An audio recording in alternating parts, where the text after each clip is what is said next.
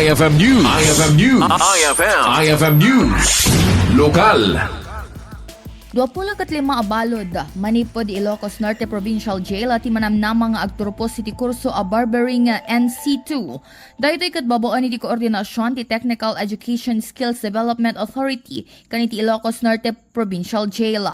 Segun iti panagkiuman ni Tesda Provincial Director Sharon Estigo, ikaray ti sumagmamano a Balud in Binglayda, akayat da makasursuro iti barbering skills tapnuton makarawar dagito iti pagbaludan ket adday ti namnamaan da apagserkanda at trabaho.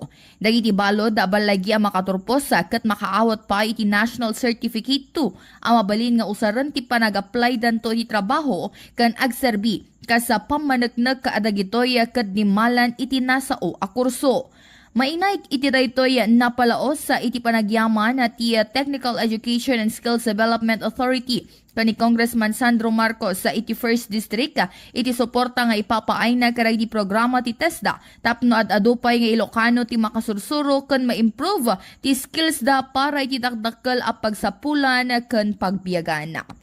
Para iti IFM News, Idol Bernadette Toledo, Tatak, IFM. IFM News. IFM News.